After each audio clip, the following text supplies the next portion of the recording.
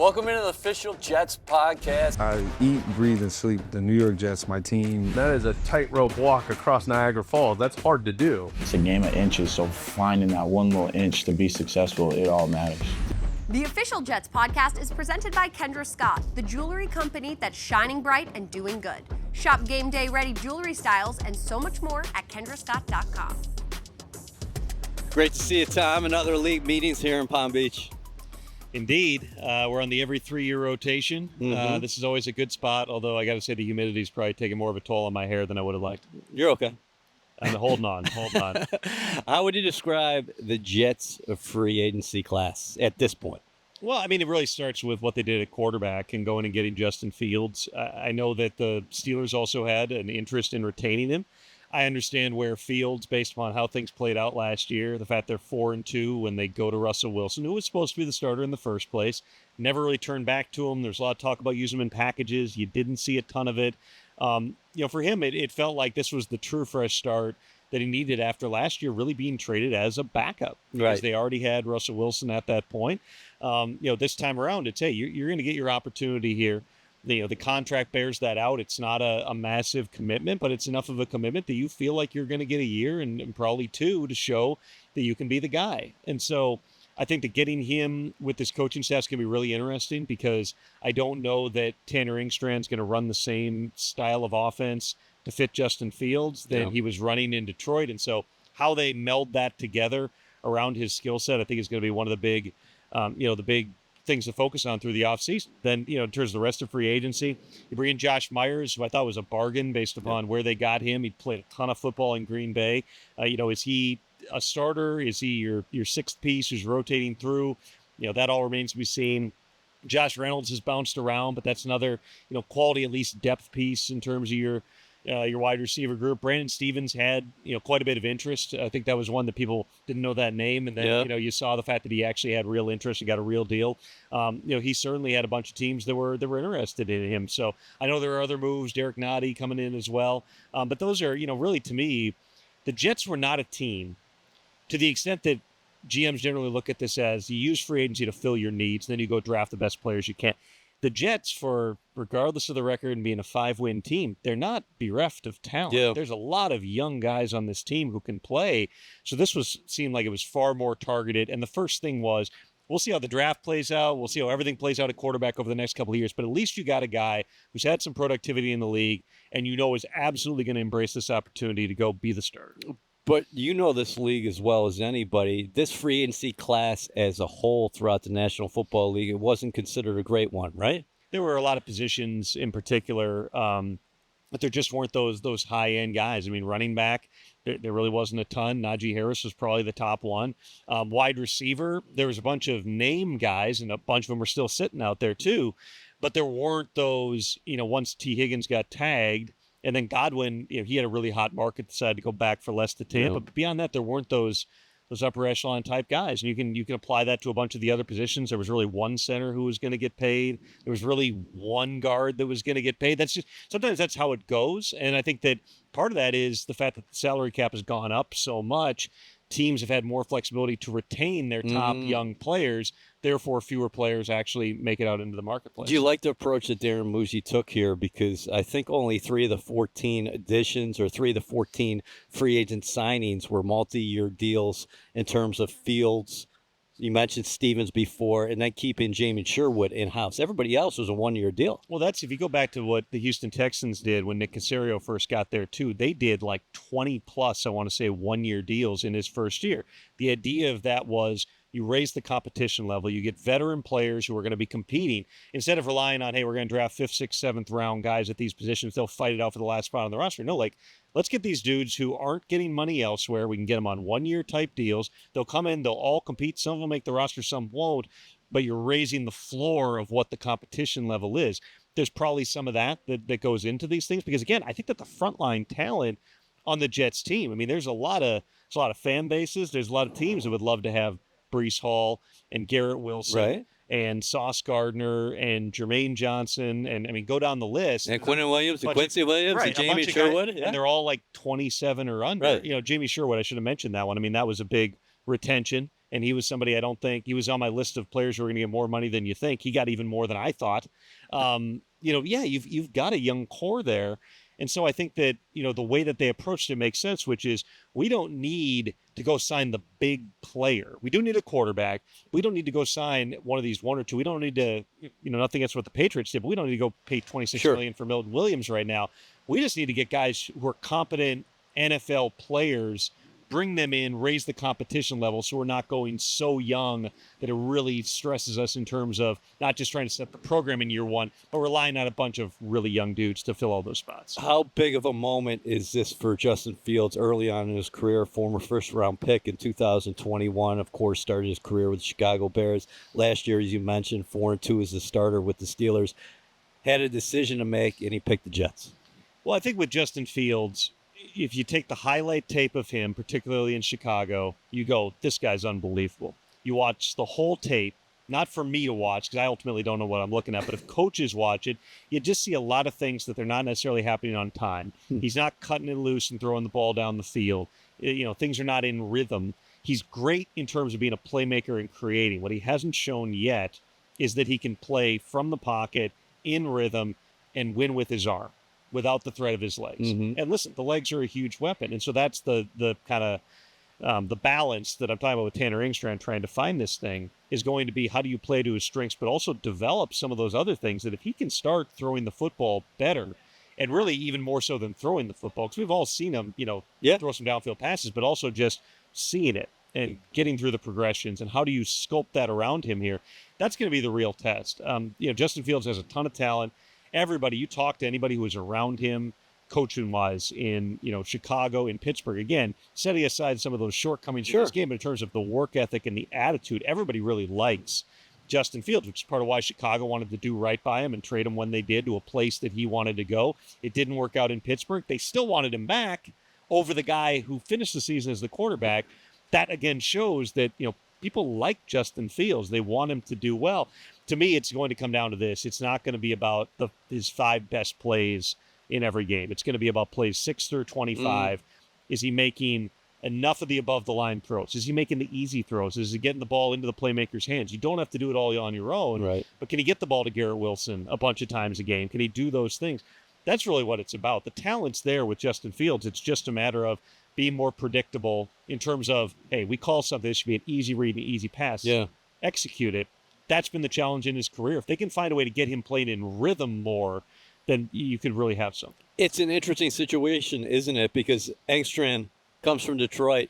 Jared Goff, completely different skill set than Justin Fields. And you keep on mentioning Garrett Wilson, who's a stud receiver, one of only 5 receivers in NFL history to start his career with 80 receptions and 1,000 yards in each of those first 3 seasons. And then you got Breece Hall in the backfield. You anticipate much more of an emphasis on the run game here with the Jets offense. And then the play action, that was a big deal for the Detroit Lions. You anticipate the Jets trying to take that approach? Well, you would like to be able to, but a lot of play action is also the rhythm passing. Yeah. I mean, that's kind of how you're setting things up and you're freeing people up. I mean, I do think that there's probably going to be a run emphasis in part because anytime you have a defensive head coach who has we're going to be tougher and we are going to out-physical them type of mentality, you're probably leaning more toward running the football. But I wouldn't say that it's got to be a carbon copy of what they did in Detroit because, like you just said, they're not the same style of quarterbacks here. I'm fascinated. I don't know what the offense is going to look like. I don't think you can just put on the Detroit tape and say it's going to look something like this. I think that this could be, it's probably going to be a combination of the different things that he's done well in his career. I mean, Chicago, if you go back and look at the numbers, in his years as the starter there, they were near the bottom of the league in passing yards. But they're one of the league leaders in rushing yards. I know Luke Getsy got a lot of flack there, but if you actually break down where they ranked, they ran the football really effectively without much of a threat of throwing the football. So if you can establish enough of a passing threat while also running the football effectively, again, the style of play that they want to have, they got dudes on defense at all 3 levels. If you can, create that type of a game, and maybe it is like the early days in Detroit where they were just trying to turn it into a slugfest and you weren't scoring 40 points, you were just figuring it out. It took a while there too. But if you establish that type of mentality, you take some of the pressure off the quarterback. You know the NFC North quite well. You know the entire league quite well. Aaron Glenn, coming back home to the New York Jets. What do you make in the early going of what you've heard from AG? Well, I think that he's a firecracker as a personality, and I've been to so many practices where whether it was him and Deuce Staley or it was him and some of the guys on staff this year, and they're just barking back and forth in between every rep.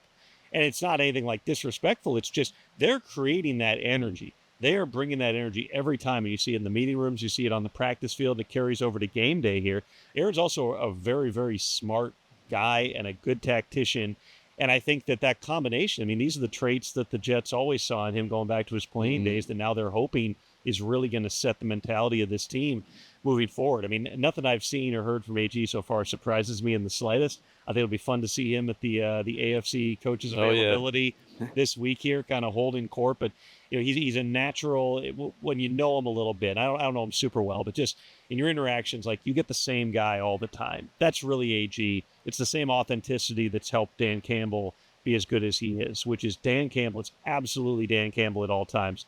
Aaron Glenn is the same type of guy, and I think that for Jets fans who remember him as a player and have been waiting just for some type of a breakthrough when you see some of the talent they have on the roster, I think there's going to naturally be a kind of a rallying point here, and it should be a fun energy in the building come September. Yeah, we can't wait for that. You mentioned some of the Jets' young pieces. It's not like this team is void of talent.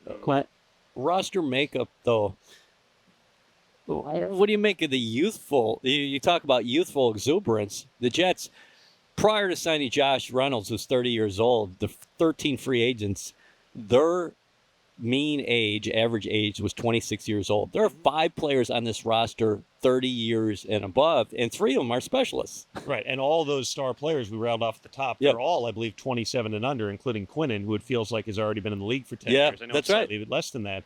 Yeah, I mean, that's what you're betting on here. I mean, listen, I know that there's going to be people who feel certain ways about Robert Saleh and Joe Douglas, but if you look at the core that they've put in place here, you have an opportunity really to build off of this. This is not, there are times where a GM and a head coach walk in to a 5-win team and we got to burn it down. We got to get worse before we got better. Yeah, you moved on from Aaron Rodgers.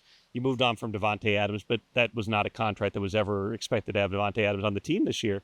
But you're looking at this and saying, we've got a chance to go up now. We don't need to have that down to go up.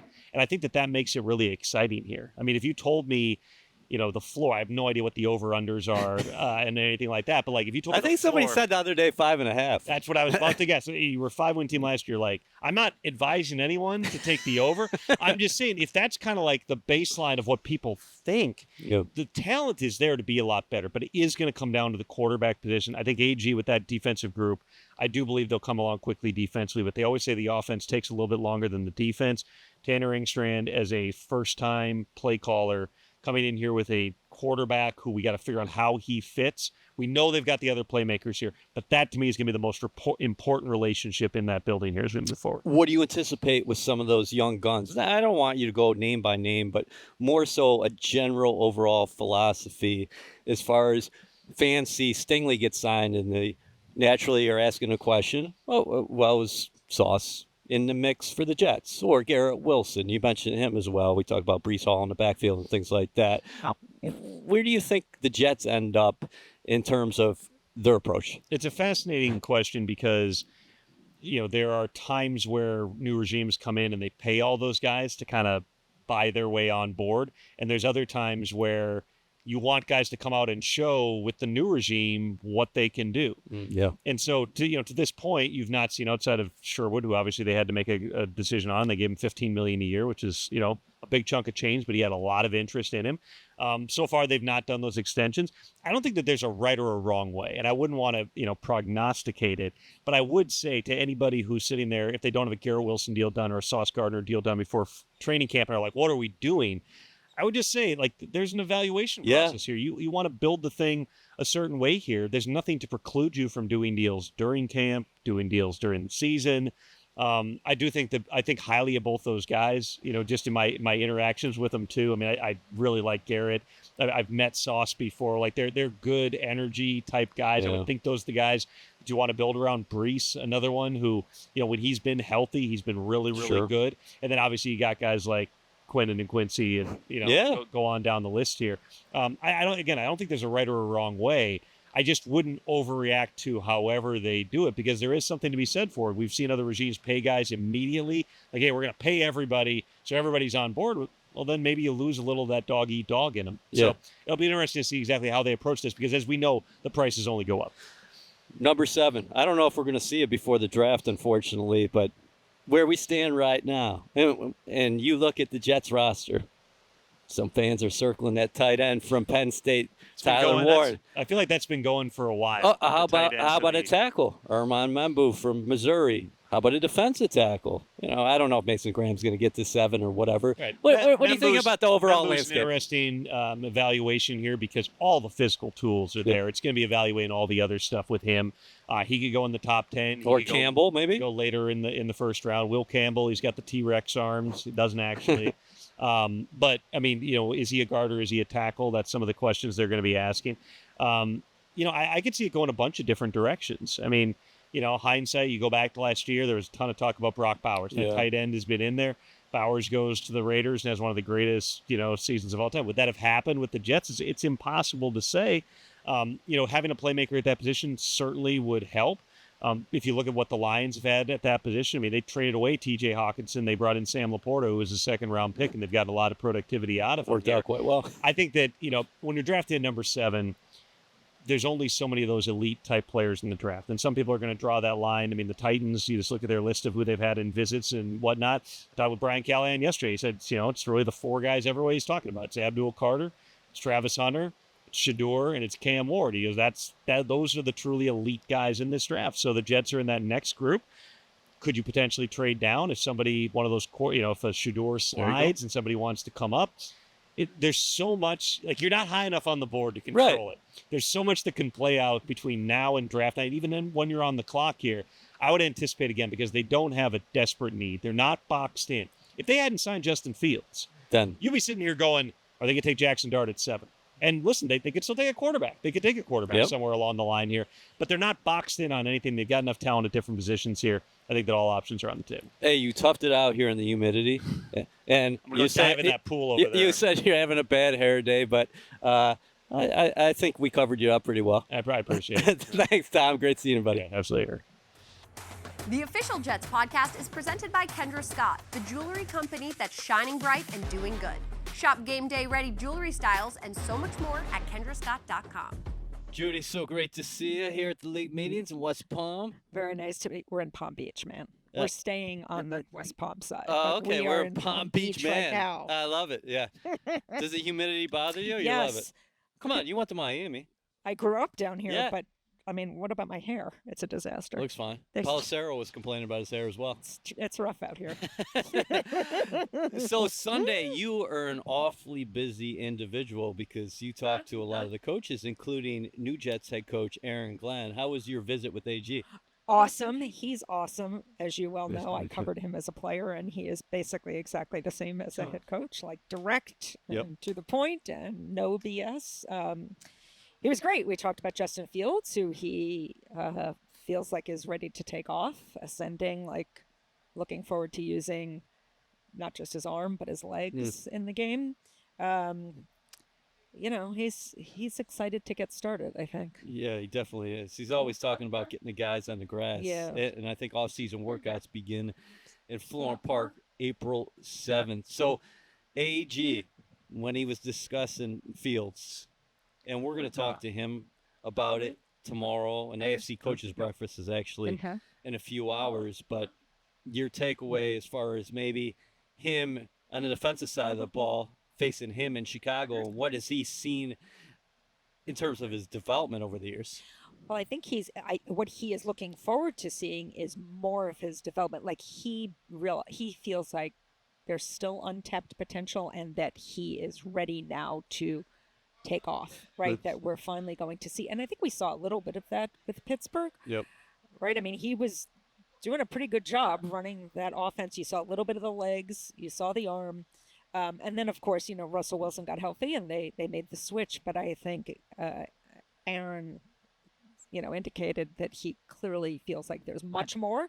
The ceiling is high and that we're going to see more of that. You said he hasn't changed that much. What was he like as a player? Exactly what you have seen publicly, direct to the point. No, like when the search started for the coach and we knew Aaron was going to be a target, I said to somebody like, there was no BS about Aaron Glenn when he was a player, and I would expect him to be that. And he also is Bill Parcells is a mentor, and Bill Parcells was no BS too. Yeah, but so do you see a ton of Parcells in AG? Everybody's their own individual, and he's had various mentors along the way. But I do though, because Bill, again, no BS, like just straightforward, like this is how we're going to do it. I don't think there'll ever be a discipline problem. I mean, I think I do see a lot of Parcells in him, in that he's just going to tell the players what he expects, what he demands of them, and he's going to expect them to live up to that. As someone who covered Parcells, what was it like for you in that room, and what do you think it's going to be like for folks who are covering Aaron now? Well, covering Parcells was a blast. Yeah. First of all, he's fantastic with the media. As you know, I think people think he was difficult with the media, but he was a master at the media because he was, unbelievable stories and a great storyteller. And he also knew how to use the media to deliver a point, which the best of them do. They know how to communicate through the media to their own team. And Parcells was really good at that. I still love talking to Bill Parcells. I mean, he's just phenomenal. And I talked to Parcells right after Aaron Glenn got the job, and he was so excited. And I remember he said, like, he's like not afraid to be harsh. Like Aaron Glenn is no pushover. Like he's going to make his point. He's going to make sure everybody understands. Speaking of that, have you seen Glenn making messages to his team through the media early on? I'm sure he has, and now one is not coming to mind now that you just put me on the spot. But I mean, that's like Parcells 101, right? Like talking to, all coaches do it to some degree, but like that is a Parcells masterclass in like you communicate to your locker room through the media. So I was just talking to your colleague, Tom Pelissero, who said, cupboard's not bare here when you're talking about the foundation. What are Aaron Glenn and Darren Muji embarking upon right now in year one? I don't think it's a complete rebuild. People like, yes, I mean, you change the general manager and the head coach, and obviously the coaching staff changes, and it's, and a lot of people are the first times in their roles. And so you feel like, well, that's a rebuild because they're probably going to have growing pains. But there's again, the cupboard is not bare. I mean, no team that has Quinnen Williams and Garrett Wilson and Breece Hall is bare. Yeah. And I'm obviously leaving out other people, and I'm not disrespecting them, but like, no, you're not. You're not. I mean, it's not an empty roster, and I think what they're embarking on is, I think there's a culture change that was needed. I mean, I think like you just need to, demand some things and expect that people are going to live up to them. And if they don't, then they'll be moving on. But they do have some talent to work with. And I think obviously everything is about the quarterback. And I think if you can get something out of Justin Fields, and certainly if they can reach the potential that Aaron clearly feels like is there, then they'll have something to work with. Yeah, people here maybe too much for me because they're saying that I see it through green-colored glasses, but you got Sauce Gardner in the defensive backfield. You got Jamie Sherwood, who you re-signed. You got Quincy Williams, who's all over the place at the linebacker position. You got his brother, Quinnen, who's one of the best interior defensive players in the National Football League. Will McDonald had double-digit sacks last year. Jermaine Johnson coming back from injury. Then on the offensive side of the ball, you got some pieces there at the receiver position with Garrett Wilson, and then you got Breece Hall in the backfield. And then they also like the pieces up front along that offensive line. So, interesting spot. I think, and I sympathize with Jets fans because I remember 2 years ago how everybody's hopes were high, and that includes mine for what was going to happen. I mean, I think we were all very, very hopeful, and so I understand that everybody is shattered and beaten down, and it's hard to get your hopes up again. But, and I'm not saying they're going to win 14 games here, but but I also don't think that this is going to be a disaster. Let's put it that way. How about the wind here, by the way, with the let's hold this up. It's not going anywhere. Come on, Judy. That would be something for the camera. Just knock us out. Couple new coaches in the AFC East. Yes. Yeah, Mike Vrabel going back to the I Patriots. talked to Vrabel too. Okay. Here. So, give us some insight. See, I don't really think of Mike Vrabel as a new coach because he was with the Titans Yeah. and pretty successful with the Titans. Look, first of all, I feel like the Patriots are his dream job. I mean, it is the perfect. Obviously, he played there and was wildly successful as a player there. So I feel like that's the right fit. And they've got to get some talent on that roster too. But they've been very, very active in free agency. I think they've spent more money in free agency than any other team. I'd have to check that now. I think that's but accurate. at one point, that they was were the so case. far underneath the cap. Right. They had a ton of money to spend, and they've spent it. They did a lot of work at every level of the defense. Milton Williams is obviously the biggest name, but Harold Landry, too, was on there. And then only a few days ago, whatever it was, 48 hours ago, the Stephon Diggs, which is a huge piece. Like, yes, he's coming back from the ACL, and, he's a little bit older. But, he was on pace before he had the knee injury last year to have another 1,000-yard season, receiving season. So that is a huge piece in particular for Drake May, who is, young quarterback, and you really just need like that veteran presence who knows where to be, knows how to communicate with a quarterback. There has been a talent deficit, particularly on the offensive side of the ball with the Patriots for the last few years. Let's face it, even at the end of the Tom Brady era, Brady was not happy with the weapons. Yeah. And that's been an issue for a few years now. And certainly, getting Stephon Diggs in the building will help address that. No matter when he's ready, it's unclear when he'll be ready. But... So the Patriots had this long run, and Buffalo's been dominating the division of late, and they've made a number of extensions with some veteran players that are not going to go anywhere, and they got those done early. That whole draft and develop theme, I think that's what you're going to see from the Jets as well, don't you? Yes. One of the key moves here in free agency for the Jets was Jamie Sherwood never hit the market. Right. Muji inked him to his contract, so you get both the quarterbacks done. You get Sherwood done on the defensive side of the ball, the Mike linebacker, and then you get Fields on the offensive side of the ball. Yeah, I think, first of all, during the course of this offseason, there's clearly a bit of a youth movement going on, right? I mean, they've definitely gotten younger, not just at the quarterback position, but they've definitely, they clearly, I'm sure every coach would say, yeah, we want to get younger, faster, tougher, but like that's what they've done. There are only 5 Jets north of 30. Right. They're a very young team, which is good because that means if you have confidence in your coaching staff, that you can develop those guys and then keep them, right? Which is the goal of every team, right? The goal is not to have to be active in free agency. Like, it's great for the Patriots that they've spent a lot on free agency, but that's because they needed to, because they had real holes on the roster. They did not draft well for a few years there. They were not developing their players well.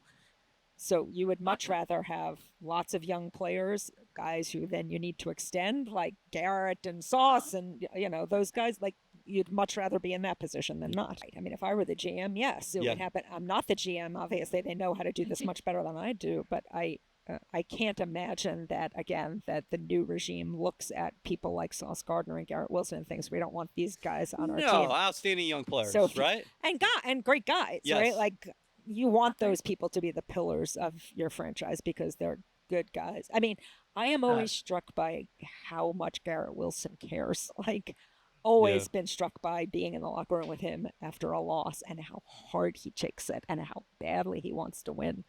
And like, I look forward to watching him now with Justin Fields, right? I mean, that'll be awesome. I'm no Ohio State fan, being a Miami Hurricane, but I'm kind of looking forward to seeing that. Yeah, those guys reunite. Yeah, listen, Garrett Wilson, he's just like Aaron Glenn in the sense that he's so ultra competitive. The only thing that he wants to do is win. And then Sauce Gardner, almost from the get-go, walking into One Jets Drive, said, I want to be here. I want to be a Jet. This is where I want to be for my career. Right. And that's which the is what you want, right? You want people to be, which is why I love the Aaron Glenn hire, because Aaron Glenn clearly wanted to be the head coach of the New York Jets. Yes. He obviously wanted to be a head coach, period. He wanted to be the Jets head coach. He had other options. He wanted to be the Jets head coach, and I think that's meaningful. This was not considered overall, from a macro 30,000-foot view, an outstanding free agency class. Yeah. And I do think there is merit to going about free agency and saying, listen, we got to fill some depth pieces here. Not everybody's going to be a frontline player. And also, Muji, he gives multi-year deals out to Justin Fields, Jamie Sherwood, Brandon Stevens. Everybody else, for the most part, is a one-year deal. Yeah. So if those guys play up and they develop under Aaron Glenn and his coaching staff, Great. he'd keep them in-house. Right. If you don't, Move on. Yeah, With you no- move on, right? With no real loss. yeah. Yeah, it was not perceived as a very strong free agency class. It's not perceived as a strong draft class at some positions, like quarterback, for example. But and you're right. So I think the thing to do, especially if you're a new regime and you're just trying to get on the ground and see what you got, is lots of short-term deals. Piece it together. And if it's then the you right can- guy, you do give him and the long-term deal. Absolutely. Right. All right. How do you think Fields is going to view this opportunity? This is his third team, and feels like he was drafted a couple minutes ago in 2021. I suspect he will embrace this opportunity because I think, not to be, not to play amateur psychiatrist here, but I think he thought he had the opportunity in Pittsburgh and then didn't get the full opportunity. 4-2 as a starter. Right? Yeah, he was doing well. There were lots of people in that building who believed in him. The team loved him. And then they made the switch to Russell Wilson, which you can also understand, right? But so I think he's got something to prove, I think, right? He's going to be the starting quarterback now. So I think he will approach this as they believe in me. They're giving me a chance to be the starting quarterback, and I'm going to prove that I should be the starting quarterback. And like I said, Aaron Glenn is psyched about the arm and the legs. So I think if we get to see that sort of, Justin Fields is a wildly talented athlete. Yes. Right? He can throw the ball, and when he runs, he's a phenomenal runner. So are we finally going to see that kind of game for a Jets quarterback? Because that has not been that wave of quarterback play that has swept through the NFL. It's a fair point. We haven't really had that at the Jets. So I'm kind of excited to see that. Now, there was a stat that Glenn, as defensive coordinator in Detroit, faced Fields 5 times. In 3 of those games, Fields rushed for 100 yards. So he knows. You can understand why Aaron Glenn wants him to Right. be his quarterback, Yeah. right? Great. He knows what kind of damage he can do. Right. And what a pain in the neck it must be to have to game plan against him. Okay, so if you're this team, if you're the brass here, if you're Muji and AG and you're approaching the draft in a couple of weeks, what are you thinking? I don't know. I feel like you just want to get talent. By the way, what is this siren going off right now, do I think? Are we being evacuated? My assumption is a lightning horn? Great. Because you know what's awesome? If people can't see, we're just surrounded by metal. That's great. Yeah. Awesome. Yeah, wait, let's get the golfers off the course. Yeah. Yeah. I think you just need to upgrade your talent wherever you can. Do they go best player available? Probably, right? I can't imagine they will make a move for a quarterback from where they are right now. Not early, right? Not early. Yes. Maybe later in the draft, but I'm talking about in the first round because I think you would just have to sacrifice so much to get into position to get a quarterback. Gosh, I don't know. Where do you stand at 7? You mentioned early in the draft, a lot of people have been looking at Penn State tight end Tyler Warren. And That'd be a nice little weapon. Maybe he'd be a great fit because he could help you in the run game. He's a mauler as far as a blocker is concerned. Right. And he also can get it done in the pass game. He might not stretch the field like a Bowers, but he was ultra productive at Penn State. And I always feel like a good tight end is the best security blanket, especially for a young quarterback, right? Which I know you just said, Justin Fields is not young anymore. 26. He's still young, He's actually. young, but he's not 21. Yeah. But for a quarterback who is starting over again, there's nothing better than having a tight end that can, catch the ball and take it a few yards. That would be great. Or maybe a right tackle. Right.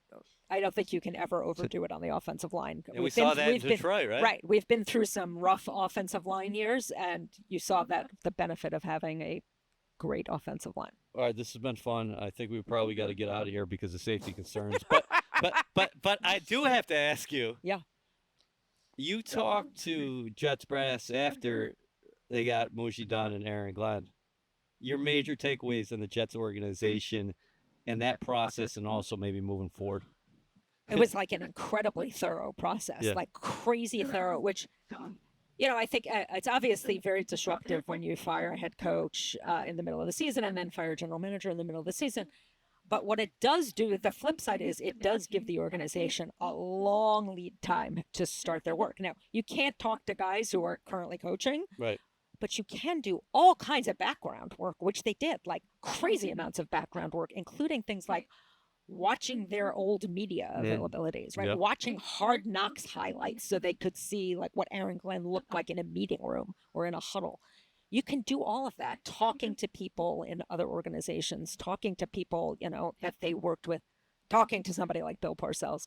You can do all of that if you've started your process. This was an incredibly thorough process. Nobody knows how it's going to work out, especially with a first-time head coach and a first-time general manager. But you cannot say that they sped through the process. I mean, they turned over every stone. All right, you have to speed. You got to get fast out of here, a fast release, because we have just been cautioned here with the horn. I don't know what the hell's going on, but I think we got to get out. Thanks, Judy. Great to see you.